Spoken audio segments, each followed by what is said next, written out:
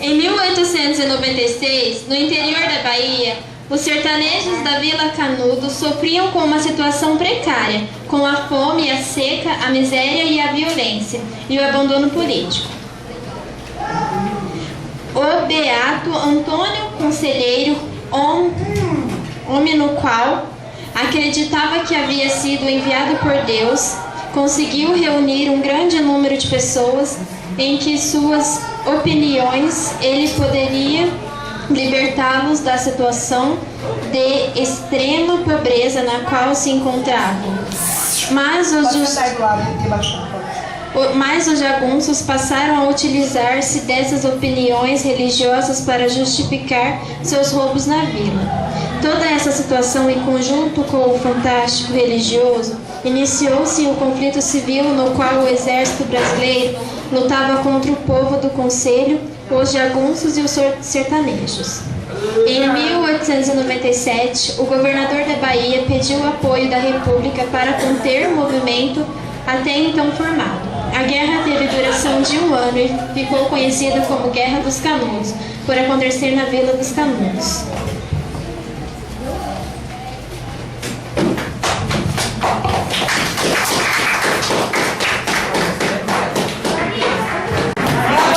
No dia 15 de novembro de 1889, aconteceu a proclamação que transformou o Brasil em um país de regime republicano. Antes disso, nosso país era um império organizado a partir do rompimento dos laços coloniais com Portugal.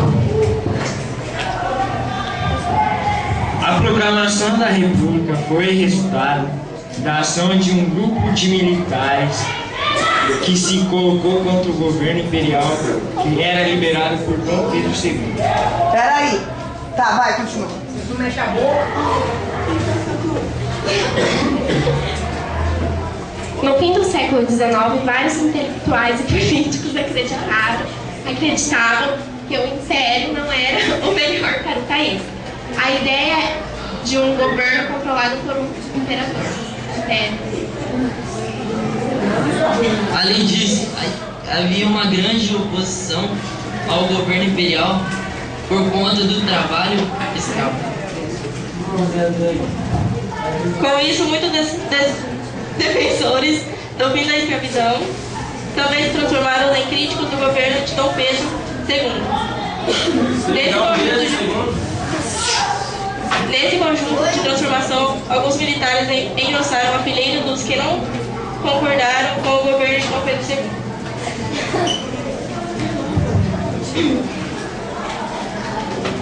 Após a Guerra do Paraguai, ocorrido em 1864 e 1870, os militares brasileiros ganharam muito prestígio mediante a vitória do país nesse conflito. Valorizados pelo conflito, passaram a exigir maior valorização com melhores salários. Nesse período, as tensões cresciam e a abolição da escravidão, decretada em 1888, acabou piorando a situação de Dom Pedro II.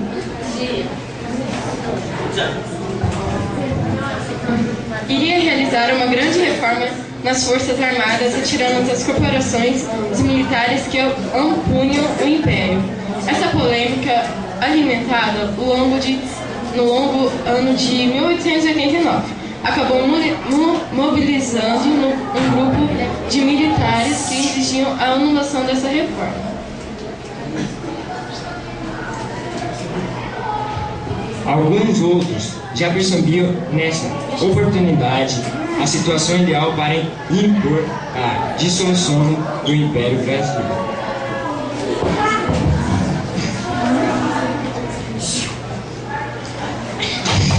Até que foi entre essas duas propostas que o Marechal Deodoro de Fonseca, líder do Exército, foi convocado para liderar a ação que deu fim na monarquia brasileira. Marcos. No dia 15 de novembro daquele ano começava o regime republicano brasileiro. A partir daquele momento dava-se início a um novo tipo de governo político em nossa história. Na República temos a organização de um governo que deveria dar mais uma autonomia aos estados e maior direito à participação da política aos cidadãos do país.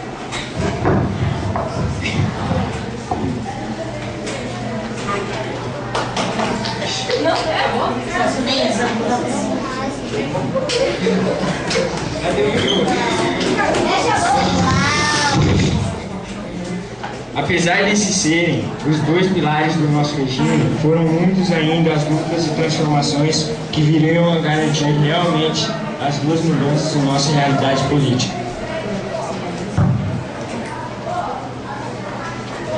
Anne, você sabia que a monarquia faz parte da proclamação da República, né? Claro que sei. No final da década de 1888, a monarquia brasileira estava numa situação de crise, pois apresentava uma forma de governo que não correspondia mais às mudanças sociais em processo. Fazia-se necessário a implantação de uma nova forma de governo que fosse capaz de fazer o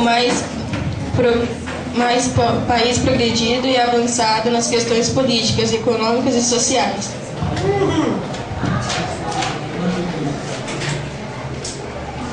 Mas o que isso tem a ver com a proclamação da República? Explica pra ele, Dani. Tá bom. Explica então. A crise do sistema monárquico brasileiro pode ser explicada através de algumas questões, que eu vou deixar o Gabriel falar.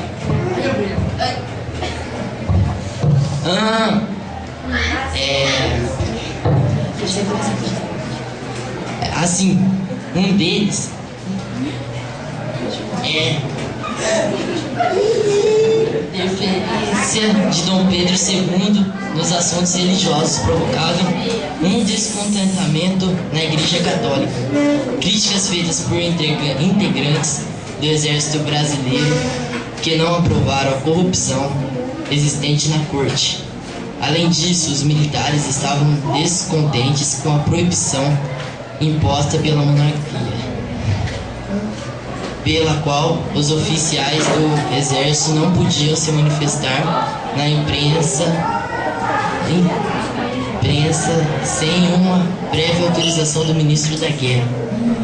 A classe média, funcionários públicos, profissionais liberais, jornalistas, estudantes, artistas, comerciantes estavam crescendo no grande centro urbano que desejava mais liberdade e maior participação nos assuntos políticos do país. Identificada com os ideais republicanos, esta classe social passou a apoiar o fim do Império. E o resto você sabe, Carlos. Opa!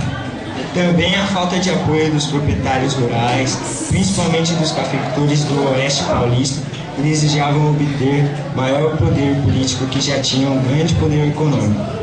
Diante das pressões citadas, da falta de apoio popular e das constantes críticas que partiam de vários setores sociais,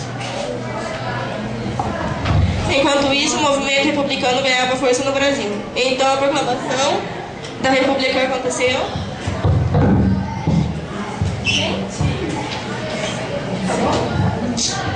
Obviamente, para a independência do Brasil, para tirar o imperialismo. E quando isso aconteceu?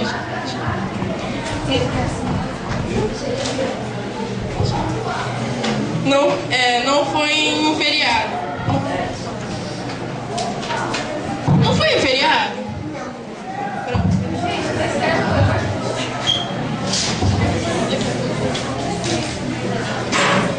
Como você é burro, só existe um feriado por causa da proclamação da República. Antes de acontecer, não tinha feriado. Por isso, comemoramos a independência do Brasil, no dia 15 de novembro. Nesse dia 15 de novembro, o Márcio Deodoro da Fonseca, com apoio dos republicanos, demitiu o Conselho de Ministros e seu presidente. Sem puxar, que vocês vão tirar dali, sem puxar. Da noite desse mesmo dia, o Marechal assinou o Manifesto proclamando a República no Brasil e instalando um governo provisório. Fim. Meu nome é Virgulino Ferreira da Silva, mas podem me chamar de Lampião ou de Senhor do Sertão. Muitos dizem que sou o cangaceiro mais famoso, até aí, na década de 20 e 30. Oi, meu nome é José Gomes, mais conhecido como Cabeleiro. Foi constatado que eu fui o primeiro homem a agir como cangaceiro. Nasci em 1751, na Glória do Goi.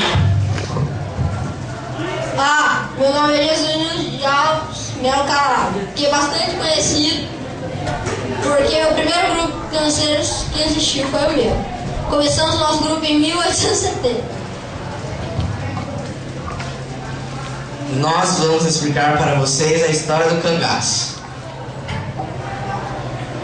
O cangaço foi um fenômeno ocorrido no Nordeste brasileiro no século XIX, ao início do século XX. As características do cangaço são ações violentas, grupos ou indivíduos isolados como assaltar fazendas, sequestrar coronéis, saquear comboios e armazéns. Além de não moradia fixa, viviam andando pelo sertão praticando crimes e se escondendo. O cangaço pode ser dividido em 3 grupos sociais: os que prestam serviços esporádicos para os latifundiários, os políticos e os cangaceiros independentes. Nós, cangaceiros, temos que ser bem espertos para fugir das autoridades. Temos que conhecer bem o cerrado, estar preparado para enfrentar qualquer situação. Temos que conhecer plantas medicinais, fontes de água, locais com alimentos e rotas de fuga, de difícil acesso. Infelizmente, o cangaço teve seu fim a partir da decisão do presidente da República. Eu, Getúlio Vargas, presidente da República, na década de 30, determinei que elimine qualquer foco de desordem sobre o território nacional. A tendência era matar todos os cangaceiros que não se rendessem.